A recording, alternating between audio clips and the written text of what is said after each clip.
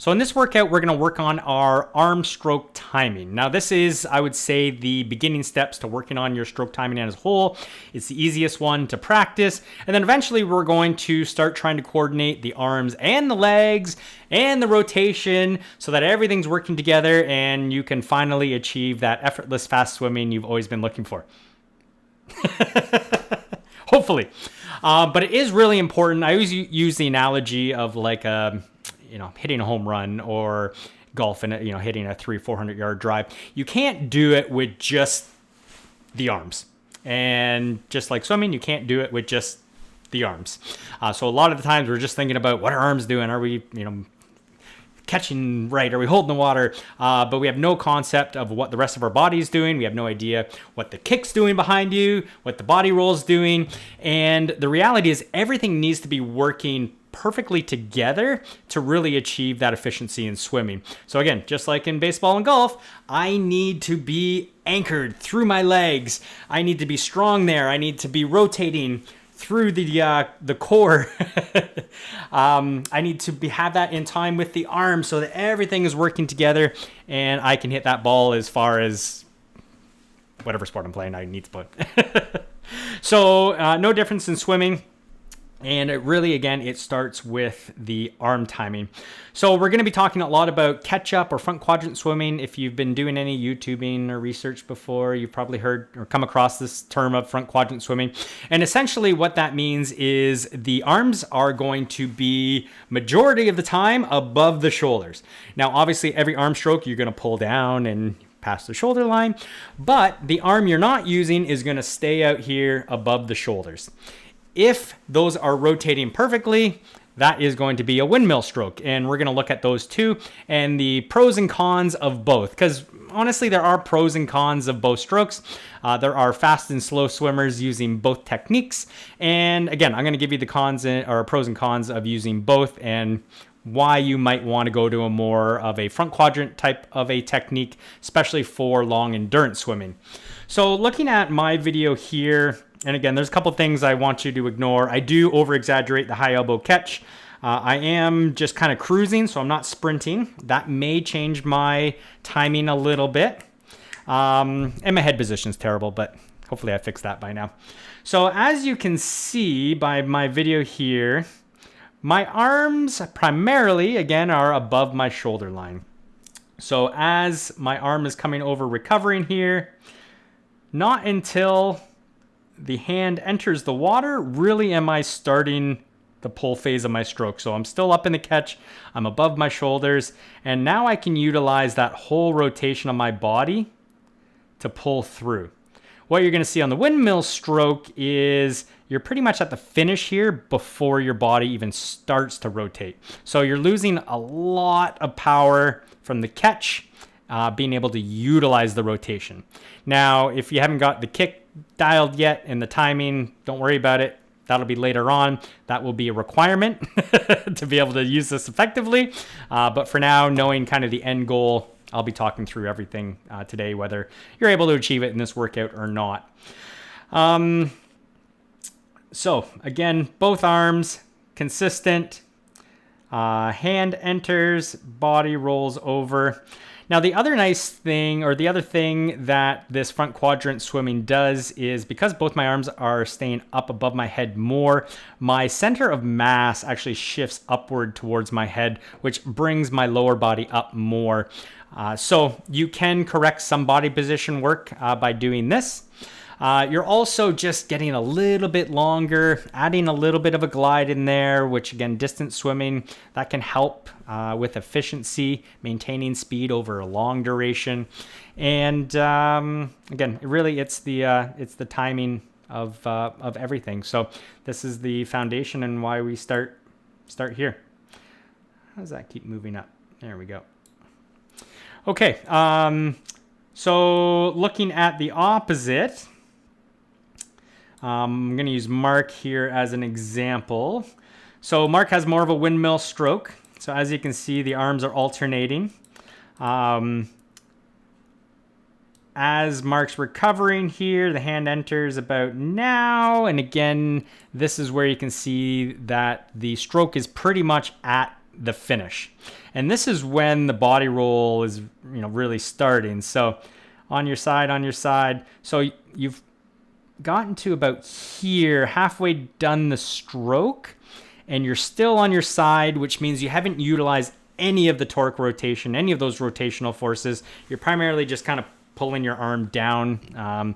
You'd be using the lat and the pec muscle to do that. But again, you're not working together in timing with the body, which means you got to work a lot harder and be a lot more inefficient. You can also see the body dropping a bit more. Again, that goes to that center of mass being a little lower on mark due to the timing issue. And like I said, you can use it effectively at speed. Distance swimming is a little harder. Jerry is just a touch better. So we are entering there, and we're just at the shoulders, or just above the shoulders there. So that's pretty good. Now, the one thing to remember is when you breathe, it takes a little bit longer to take that breath. So we were just above the shoulders on that last one, and the hand enters on this one. We are pretty much at the shoulders. If your elbow was a little bit higher, we're kind of cheating here with the flex wrist. One thing I see a lot is anytime you're taking a longer time on that side breathing, the more you decelerate, the more you start to drop in the water, and the more you have that urge to get into that pull sooner, which again, unfortunately, is a little detrimental to the timing overall. So breathing effectively, breathing a little bit quicker, letting that hand sit out there just a little bit longer to let that recovery arm come over, because you're forced to roll the body when that recovery arm comes over, which is why it's so important to do. You almost eliminate that being able to make that mistake. So that's what we're going to drill today in the workout. Moving on just a little bit farther. Now, as I mentioned, there are pros and cons of the windmill stroke. Frequency, a little bit faster turnover is one. You're going to see Kayla and Pat doing that. Now, Kayla has just a bit of a windmill stroke.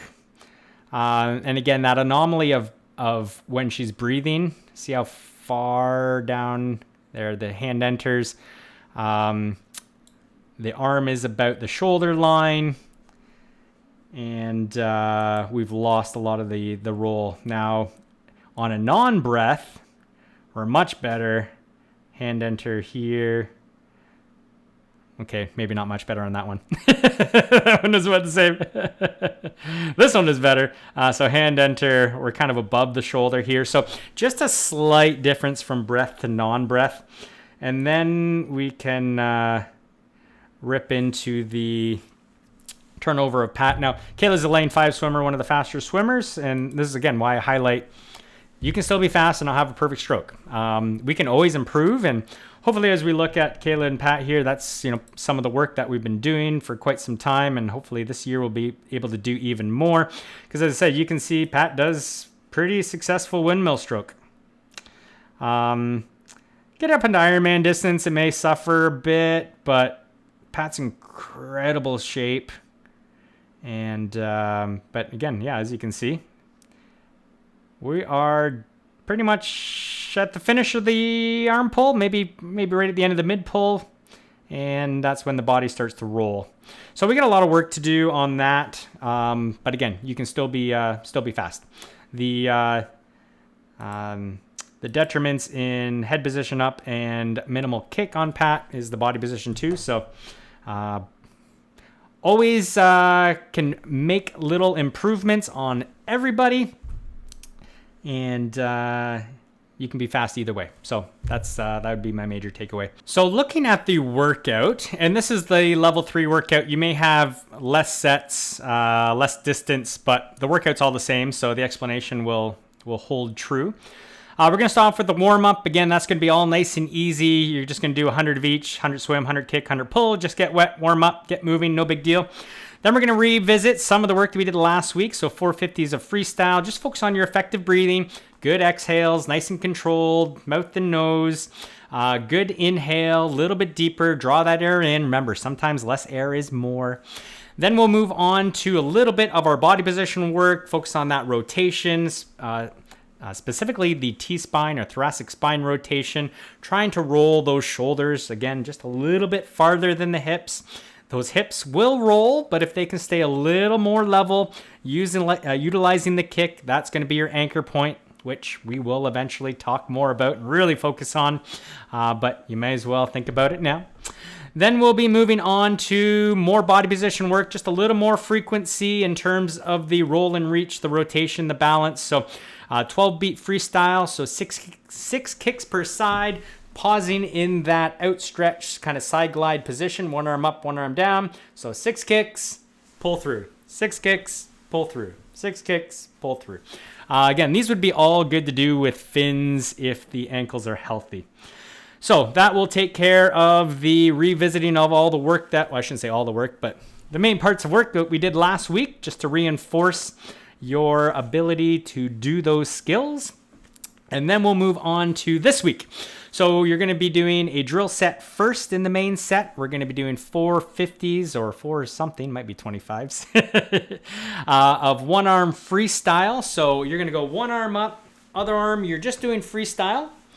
And obviously this is forced catch up because this arm doesn't move. You're always going to be coming back. So come back to here, nice and flat, Superman, and then roll through the pull. Again, you could use fins for any of the drill stuff anytime. There's going to be your best support. You could use a snorkel, but breathing's pretty simple on some of these drills. Then you're going to take it into 3/4 catch-up. I'm going to call it 3/4 catch-up this whole workout, but essentially you're doing freestyle. So 3/4 catch-up, when the hand enters the water, that's when that action for the next arm pull is triggered. So you're not getting quite to catch-up. 3/4 should be self-explanatory. So that will be the first set. So one arm freestyle with the arm up, 4 50s. Sorry, I missed this one. Then you're going to be doing one arm freestyle into freestyle. So take that one arm and then on the way back do some 3/4 catch-up freestyle. And then we'll just do a full 100 of 3/4 catch-up freestyle. Whew, all right. So the next drill set, we're doing actual catch-up drill. So as I already mentioned, one arm is going to stay up. The recovery arm going to get right to even before the next arm pull. If you can't do that because you need to do some reprogramming, you can use that kinesthetic feedback of touch, then pull, touch, then pull, touch, then pull. You could even regress it to a kickboard where you're just holding the ends of the board, and that will force the catch-up. If you can't, just do this. And trust me, sometimes that's hard to make those changes. You have ingrained motor patterns, coordination that is really hard to unprogram and redo. So if any of this stuff is hard, congratulations, you're probably doing it right. Then we do catch-up drill into 3/4 catch-up. And then we finish up again with another 100 meters of 3/4 catch-up. So we're just trying to really ingrain that timing, get that feeling more comfortable if you're not doing it already.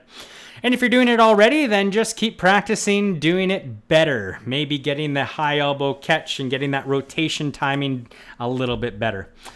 Then the last one, we are going to be doing recovery pause drill. So on the recovery, you're actually going to pause right here, high elbow, and that is just going to force you to suffer with that arm out there a little bit longer. And again, fins would be great. That way you can maintain velocity, not feel like you're drowning, and have that urge to get into that arm pull a little sooner. So recovery pause, pause, and then shoot. Do the pull and the recovery together. So here I'm paused, this recovery, this arm pull together. Pause, together, pause, together, pause, together. That one will be a good pat your head, rub your belly.